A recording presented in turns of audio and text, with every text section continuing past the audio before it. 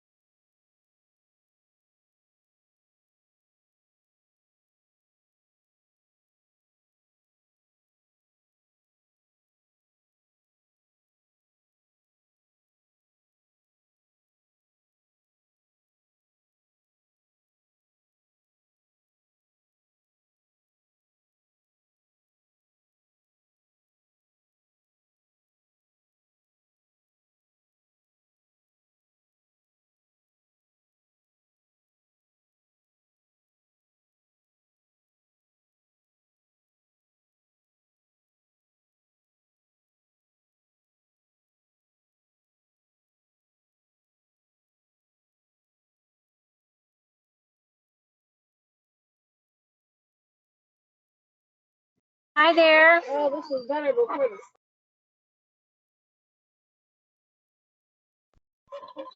Rebecca, can you hear me?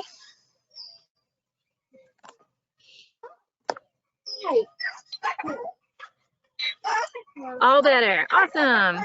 Welcome, everybody. We're going to make sure everybody gets in. We only have a few people in right now. I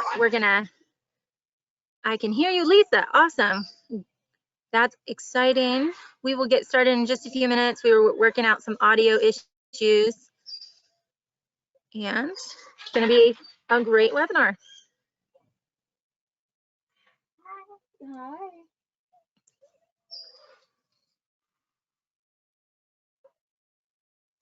Okay. You should see the Girl Scouts Connected Senior Badge Voice for Animals on your screen right now. Give me a yes if you can see it. Awesome. Thank you so much.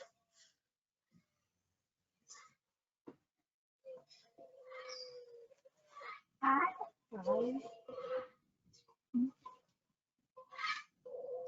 Are you going to be am I supposed to just randomly talk, or are you supposed to ask me questions? I will, so I'll introduce you. Say hi, this is Kim. I'll do that. Oh.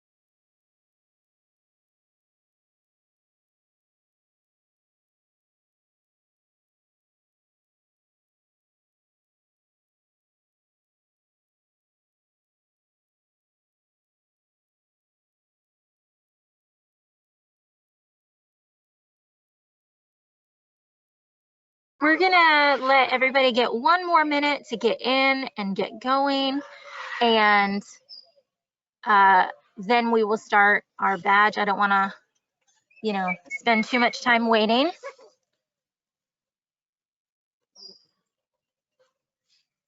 While we are getting started, if you wanna tell us where you're from so we can give you a shout out, see how far wide this webinar is reaching people.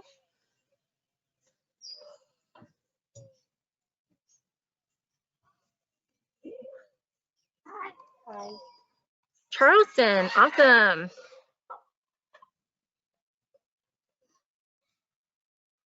No way, all the way in Beijing, China. It's exciting. Hopkins, Orangeburg, Chapman. Awesome. Sumter.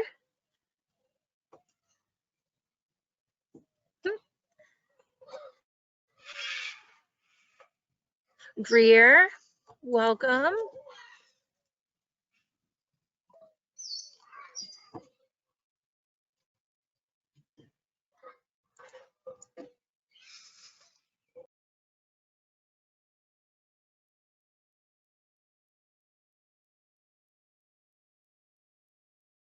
Upstate New York, Grand Rapids, Missouri, I think, Jersey, Columbia, Lexington. Awesome, welcome.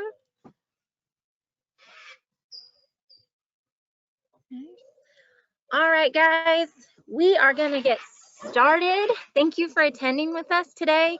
We're really excited. Today, we are featuring the Senior Badge, Voice for Animals. You are not supposed to see me just yet. Thank you, Christina. I was just about to mention that. We will be turning on the camera for the presenter in just a second. She's got a lot going on in the background. So welcome. My name is Lauren Pace, and I work at Girl Scouts of South Carolina, Mountains to Midlands. I'm the Outdoor Programs Director. And on behalf of Girl Scouts South Carolina, Mountains to Midlands, and Eastern Carolina, we'd like to welcome you. We're excited. Hello from Florida. Awesome. Okay. So today, we are going to be working on the voice for animals. And I featured our badge requirements. We have step 1, find out about domestic animals. Step 2, you'll have to do on your own, but we'll talk about how to complete that. Step 3, explore animals in husbandry. We'll get into more specifics soon. Step 4, take a look at animals used for sports and entertainment. And then step 5 is take action, and that's looking into an animal issue, and we'll talk about that too in just a second. All right. The purpose of this badge, when you've earned this badge, you will have a better understanding of animal issues worldwide and know what you can do to help. Okay. So today with us, one second.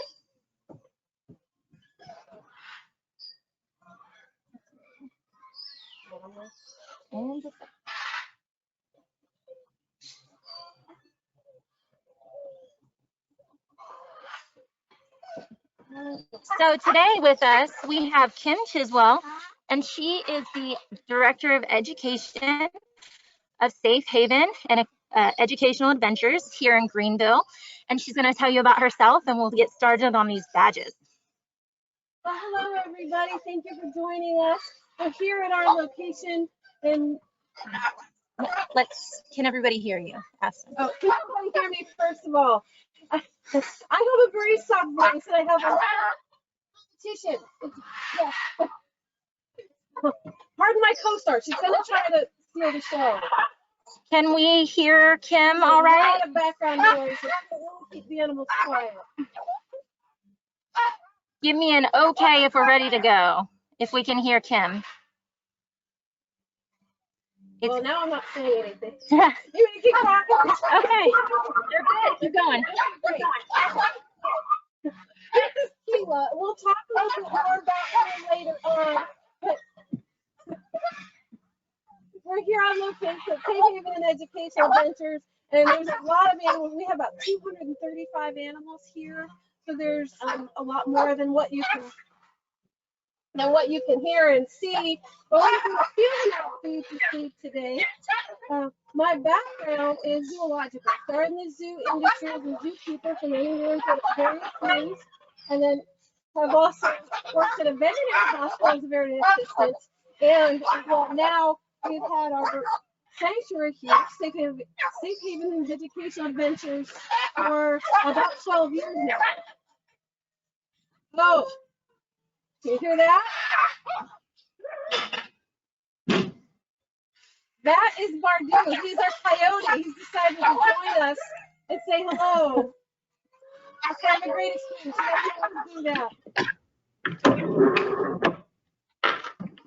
So we have started with, because of our zoological background, we knew that there were a lot of animals out there that people got and couldn't take care of, and they tried to find homes for them, but they couldn't because they needed special needs. Our organization works primarily with exotic animals, and we have some domestic animals such as Bardu. There is a difference between domesticated, domestic, and exotic. Exotic animals are animals from everywhere but North America. Domestic are animals that are found in North America, such as Bardu the coyote, and some other animals you see. We're going to walk you a little closer so they can hear you. Domestic are some of the animals you see behind me. Goats, sheep, dogs, things like that. Although we have some here, we don't really get into rescuing them too much. There's a lot of other organizations that do that. We're taking animals that need specialized care, such as bearded dragons, We have a lot of parrots. We can have monkeys here, alligators, all kinds of things that you'll see. The people got thinking they'd make a really cool pet and then realized that was a big mistake. And because it's been a mistake, a lot of times they've ended up abused or neglected, mostly just because they didn't really understand what they're getting into. So we do a lot of education programs. We encourage people, before you bring your pet home, learn everything you can about it to know what you're getting into before you bring that home. So we see a lot of the effects of good breeding, bad breeding. A lot of the problems we have come from right the biggest problem is nutrition. Poor nutrition for the animals that really affect everybody. Hi. All right. Kim, let's start with our first step. So the first step is find out about domestic animals. Interview an animal rescue worker.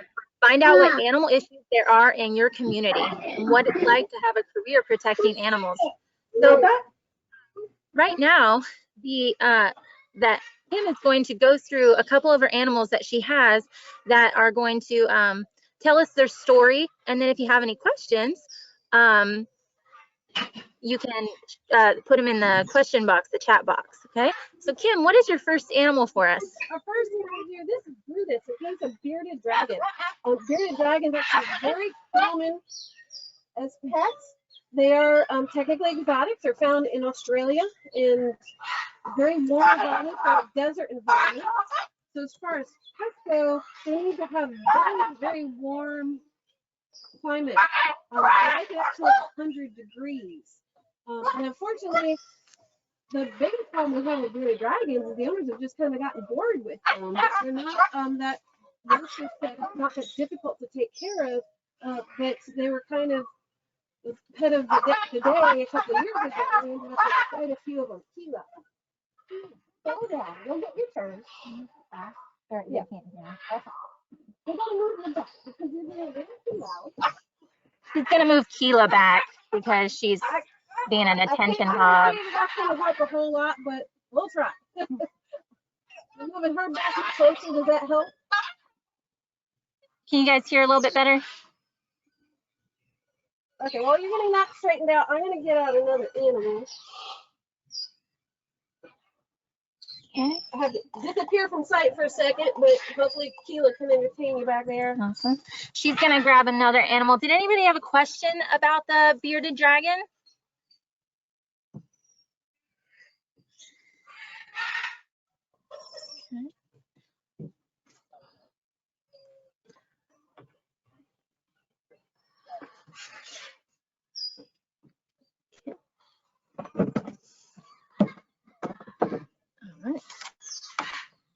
She's grabbing two very special animals, and here she goes. Okay. So one of the topics is about breeding. We have two examples here. These are corn snakes. And we have here in my left hand is the natural color corn snake. This is actually what you find in the wild. Sometimes they're a little darker, a little bit more red, a little bit more brown, a little more than natural coloring. They even get their name from the pattern on the abdomen being kind of looking like Indian corn. They're also found a lot in the corn silos because, well, they like to eat, not the corn, but the mice that eat the corn. Madeline asked, how big do bearded dragons get? Brutus actually was full grown, and in fact, he's actually one of the biggest I've seen. He's actually a little bigger than most of them get. So most of them are a little bit small. Most bearded dragons are a little bit smaller than Brutus. Awesome. Okay. That's a good question. Okay, so the corn snake, this is the natural color, and they're very, as far as pet snakes go, very easy to care for. They don't have a whole lot of very strict requirements on temperature and humidity, so they're very common as pets. And they're actually the most common pet snake in the world.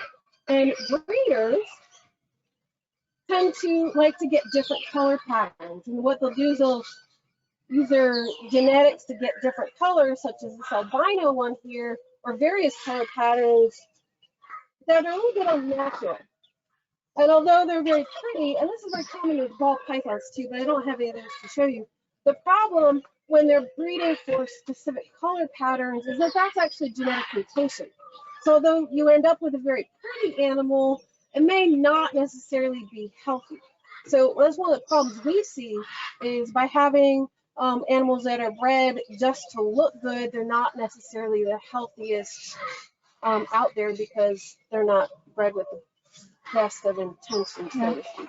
So can these snakes that are bred to be different colors, can they survive in the wild? No, they actually could not.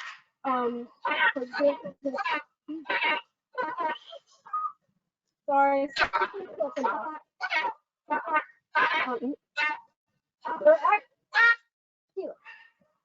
really depends on their color pattern. But most of the time, if they're really bright colors, they're not going to survive in the wild because any predators can see them don't use it.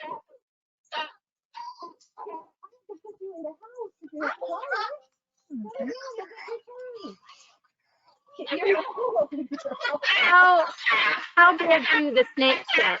This is designed for corn snakes. This is a good snake. Do they have the same colors in the wild? The one on my left hand would have the same colors in the wild.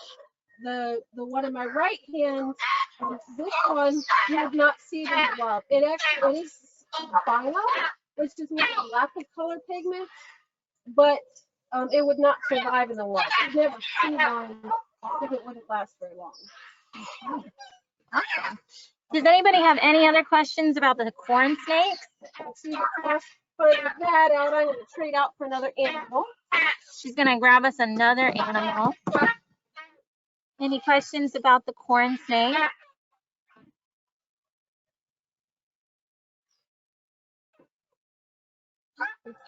Gotta get him on that. Hold on here. There we go. Somebody put them. So this is what is their expected lifetime? How heavy are they? They're actually, I don't have a weight. They're less than a pound, maybe half a pound, and life expectancy, I was about 20, 25 years, but I've heard of some living as much as 30 years. Nice. And, so they're gonna live maybe up to 30 years. And lifespan's actually a good question. You know, when people are looking into pets, they really should take into account lifespan and how long that animal's going to live. You need to know how long that animal needs to care for, because ideally you want this pet long term. You know, snakes 25, 30 years sounds like a long time. Keela behind me can live to be 80 years. So that's something to keep in mind, that you will live for a very long time. If I wanted to get a snake for a pet, what would be the best kind to get from Madeline? Corn snakes and ball pythons are really the easiest in terms of pets, but for snakes. But I would look into good, responsible breeders as opposed to getting them from a pet store. Mm-hmm. All right. And our next animal is coming out. He's one of my personal favorites.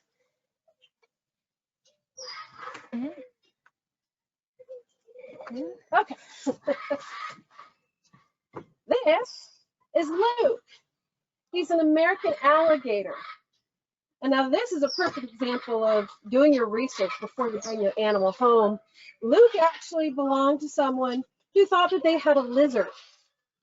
And they had him living on sand, feeding him a salad mix. But he wasn't doing so well. They were wondering why he was dying. And so our director, Nigel, went out and to help them figure out what was wrong with their lizard. Well, your problem is you don't have a lizard. You have an actual American alligator. And they live in water. They're carnivores, which means they eat meat. And Okay. And they're also illegal to have as pets in the state of South Carolina. So that means we either needed to report them or we either need to report them or they had to sign them over to us. And there were 2 of them.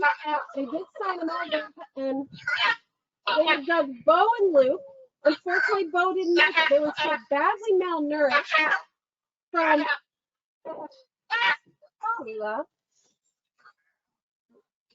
they were so badly malnourished from that wrong environment that one of them passed away, and Luke didn't grow at all for about 3 years. His growth is badly stunted. He was about 10 years old, and you can see for his age, he's quite small. He should be more than twice this size right now. But he actually really likes to be out, likes to spread the message. He doesn't actually relax when people are holding him. They can identify different people. He does have certain people that he can tell who they are, that he actually likes better. And he'll actually call to them sometimes. And so they're very intelligent animals. But not good pets, because full grown, if Luke were to grow full size, he'd be about 12 feet long. Does anybody have a question about Luke, the American alligator?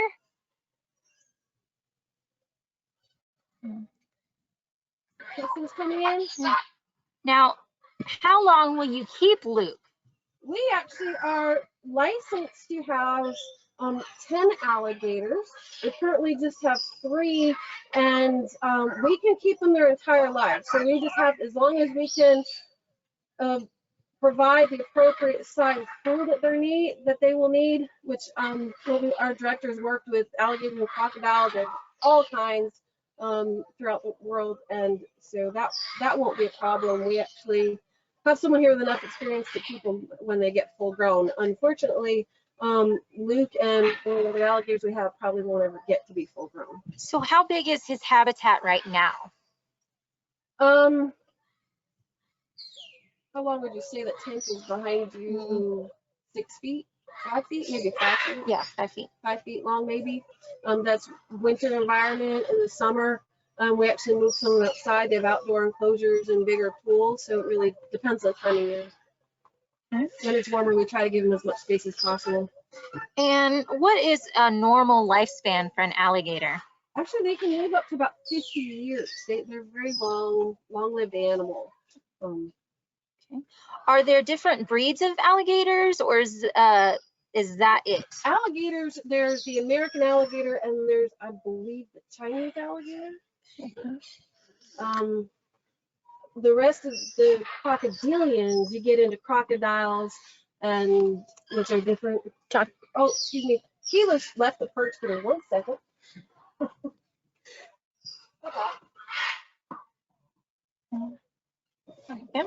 And are there any breeds of alligators that are miniature, like small forever? No, there are animals, canines that tend to be a little smaller than alligators and crocodiles, but their personality is a lot more unpredictable, and they're actually more dangerous.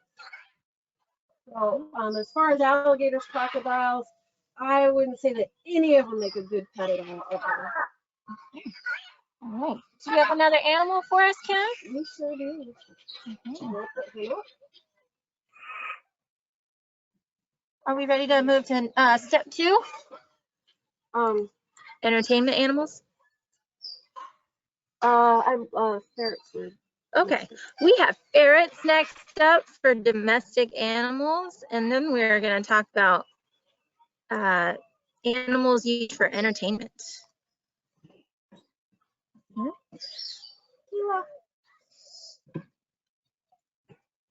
Fine, walk away. Don't go anywhere. Okay. So me and my 2 friends, this is Norman and Panda, although I'm not sure where the panda came from. I didn't name her. However, Norman, if you can see the difference, Norman has pink eyes and he's a lot brighter. Norman is a true albino, and Panda is not. He's just a light color face. Now these are ferrets. And ferrets are domesticated animals.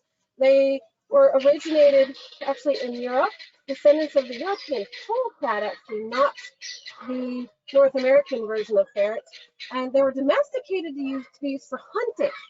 And the hunter would take a ferret, and the ferret would chase a rabbit down its hole. And the hunter would know where the other holes are, would chase it out to the other end at another hole. The hunter would be there to be able to catch the rabbit. The ferret would get a reward and be able to get locked back up. Now those ferrets in England are actually more than twice the size of the ones here in the United States. Not because of the hunting, but because of they are left intact, so to speak. Ferrets are spayed or neutered within 24 hours of birth in the United States, so that affects their hormones. So they don't grow as big. They also sometimes tend to have more health problems than the European versions. We actually just had a ferret pass away a few days ago that has suffered from adrenal disease and had a tumor on its pancreas, and that's unfortunately very common in ferrets here in the United States. But the reason that they have to be spayed or neutered is because when a female goes into heat, they never come out of it unless they're pregnant. So believe it or not, it's actually the better option. So is it true that they stink? Can the gland be removed, or if it is domesticated? Well, they do have a sense.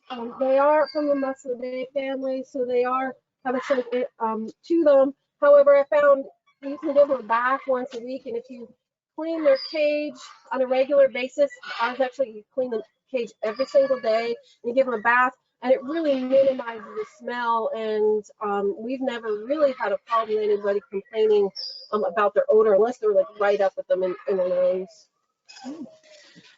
Do these bite? Ferrets actually can bite. It's kind of like getting a puppy. You need to train it not to bite, and it's the same with ferrets. Ferrets can have a nasty bite, especially the European versions. He decided to wander around. Hold on a second.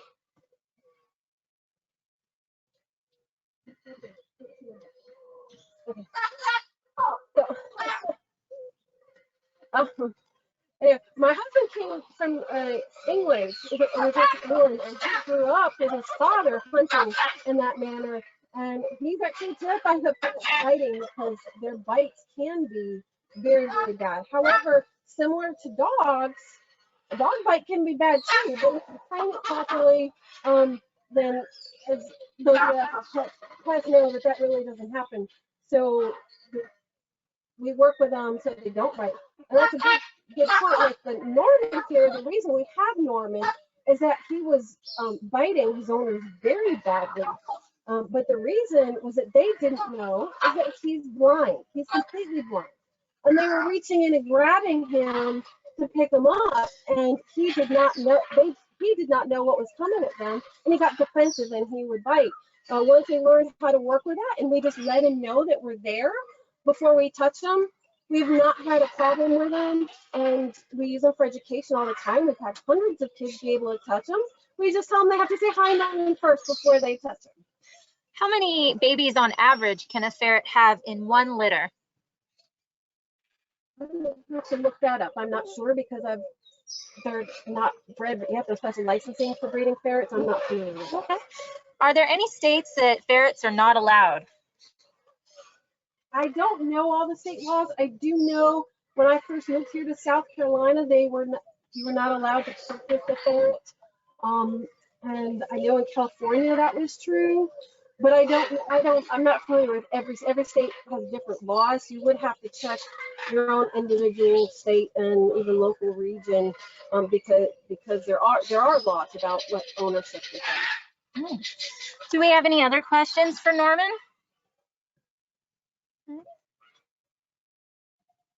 All right, so we're going to move on to step 2, right? Okay, so step 2 We are going to talk about animals used in for sport and entertainment. So we're going to talk about probably Keela next, or step 4, I'm sorry. Because she is an entertainment bird, and Kim's going to tell us, well, obviously she's an entertainment bird, and she's going to talk about Keela now. Keela is a self-proclaimed entertainment bird. Yes. We haven't chosen to use her for entertainment. She likes to entertain. That's her personality.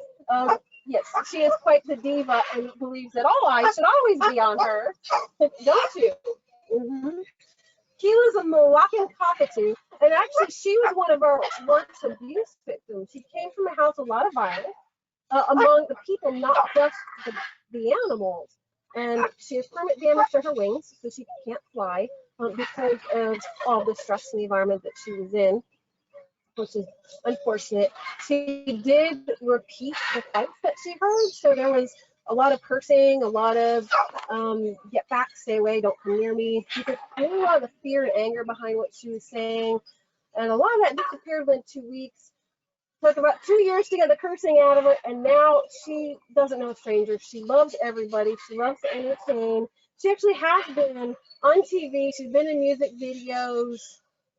She does love to entertain people. We don't force her to do anything. You could see behind me, she's trying to steal the show. She just naturally loves to show off. That's her personality. She is trained to do a few things though, so actually pay attention. She's her test. Good. Good girl. Good girl. What is Keela's daily routine? Daily routine is mostly making sure she has fresh water, fresh food. They get pellets that have all the proper nutrition they need, some seed mix for variety, add a little special treat, and then they get fresh fruits and vegetables every day. So that it's a healthy diet for her. They do need enrichment on a regular basis, things to do to stimulate natural behavior. Is what enrichment is. So that's things, different sounds. Sometimes we even play TV. Keela actually loves Metallica. She likes loud, heavy music. She likes war movies, things with a lot of crashing and banging. She actually really likes the loud noises, as you can probably tell. Yeah. Yeah. How long does it take for her to learn a new trick? She actually teaches herself a lot of stuff. She can learn. She can be stubborn. She can learn very quickly and learn things after just 3 or 4 sessions. Other times, other things, she just doesn't. If she doesn't feel like doing it, we don't force her to. So she may not pick it up. Okay. Are cockatiels messy? It was a question about cockatiels.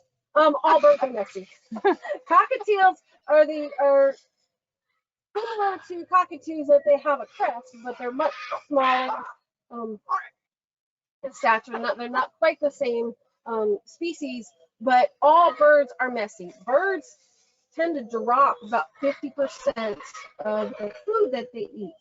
This is great for the rainforest and the forest that they live in, because they're spreading the seeds around and even providing a fertilizer with it. However, not so good for your house. Zoe would like to know, what are the warning signs to watch out for your birds? In terms of health? Yes, okay. For health. For birds, are actually very, very difficult to tell when they're sick. So that's a good question. If you have a scale, the best thing you can do is actually weigh your bird on a regular basis, at least once a month, every couple weeks if you can, weigh them. And if there's any drastic change in weight, then there's a problem. Also checking their fecals. Sometimes fecals, which is their poop, can have really nasty smell to it. You gotta be careful because sometimes their poop will change based on what you feed them. Like if we fed them berries or something bright red, then their poop's gonna look like it has wood in it, but you have to just be aware of what you fed to see what it matches the food. But if your fecals are looking abnormal, then it's good to get them in. But unfortunately, if you can see that a bird is sick, if they're acting lethargic, not quite right, then normally they're on their deathbed, but they're really in very, very bad shape, and you can get them to a vet immediately. We have had a few cases where a lot of parrots talk, And one thing I've noticed is that our birds that have gotten sick or gotten cancer, they'll actually stop talking. We won't hear them talk as much. And then a short while later, they've passed away, and we've learned that it's been cancer. So if there's a slight behavior change, that's something to watch out for too, and get them to veterinarians too soon. So Caitlin would like to know if she can say hello. She can if she wants to. And do parrots make good pets? Parrots are very, very high maintenance.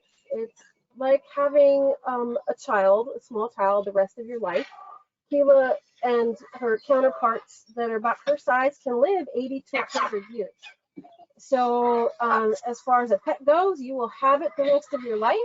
And in some cases, you will have to be sure to provide a home for when you pass away. We have quite a few birds here where the owners passed away and their children didn't want them and they outlived them.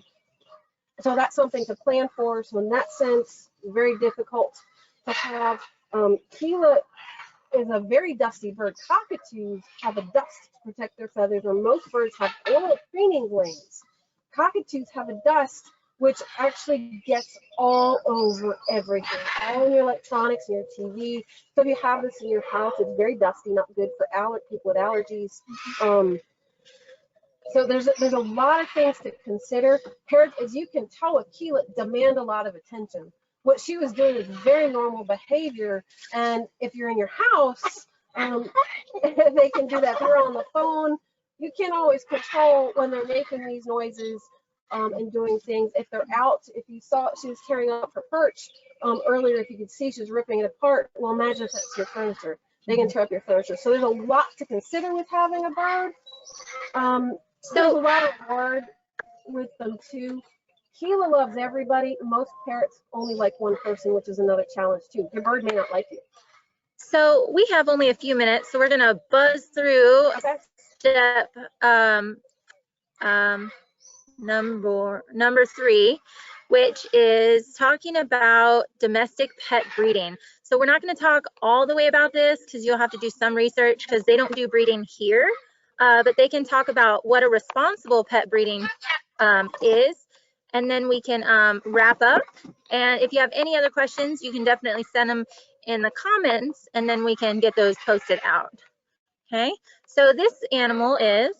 This is Matthew, who's a chinchilla, and chinchillas are native to the Andes Mountains, where it's a very cold environment, and to live in that cold environment, they have a very thick fur coat. They have 20 hairs per follicle. Follicles where the hair grows out, and most mammals just have 1 or 2 hairs per follicle. Chinchillas have 20. It's literally one of the softest animals you can ever touch. But because of that, chinchillas were used many years ago for fur coats. It takes over 100 chinchillas to make a fur coat. And back then, people had pretty much taken almost all of them out of the wild so they could breed them to use them for their fur. Now, the problem with that is that they didn't care about good genetics. They just wanted the fur. So they bred anybody to anybody. The problem we found with chinchillas is that when people ask what their lifespan is, it's a very broad range because you have some that live 6 to 8 years, others that live over 15 years, and that really depends on if they were bred properly or not way back when with the safety rated. So it does affect the health of these animals to have, for breeders to really pay attention to what they have and for good genetics, whether it's they're breeding for like the twin snakes with the albino and the chickens, or just not paying attention to lineage, things like that. And how would a good breeder choose a home for their animal? I've never gotten into breeding. You see the other end of it, but I can tell you that I do have friends of people that are breeders, and they're actually they're very selective about their homes. They make sure that the people that that are taking these animals really understand what they're getting into, even if it's a dog or cat. You know, they have to understand the specific needs of that animal, and they tend to make sure through references, veterinary references, and things that the people that are getting these animals really understand what they're getting into. Do we have any questions about responsible pet breeding or how to know if a breeder is responsible?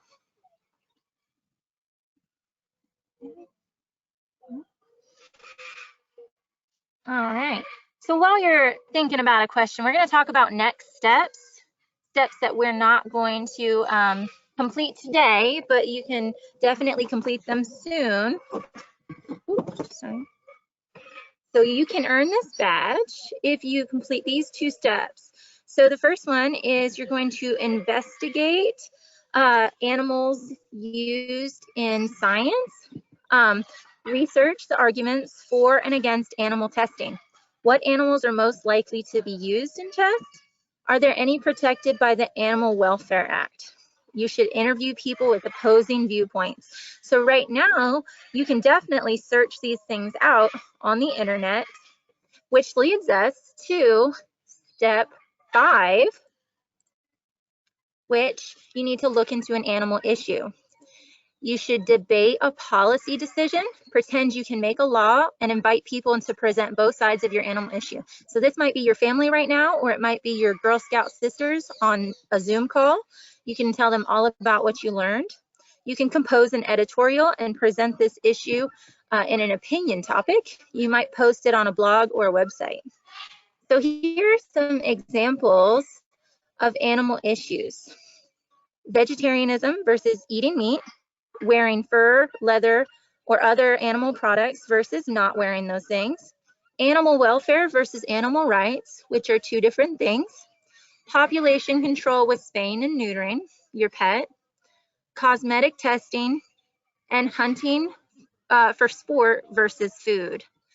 So we're going to send you a follow-up email with all of these steps so that you can make sure that you're doing your research and you're presenting your ideas to your other Girl Scout sisters. We wanted to thank you for hosting us today here at Safe Haven and talking about animals and giving these animals a chance to show you their story. We will be on later at 3 o'clock today for American Sign Language. That's on Facebook Live. We want to say thank you to Kim. Thank you very much for everybody for joining us today. If we are always here if you have questions. You can contact any of us if you have any questions as well. Also, if we end up with some kind of normalcy again, we are having an open house on June 20th. People come out and see all of our animals. You can get a chance to see the quality that we started earlier and all the animals that we have here. And so if you have any questions, you can check out our website, rescueexotics.org, or they can contact me through the Girl Scouts. Okay. All right. Thank you guys for coming on today, and we will see you next week or at 3. Thank you.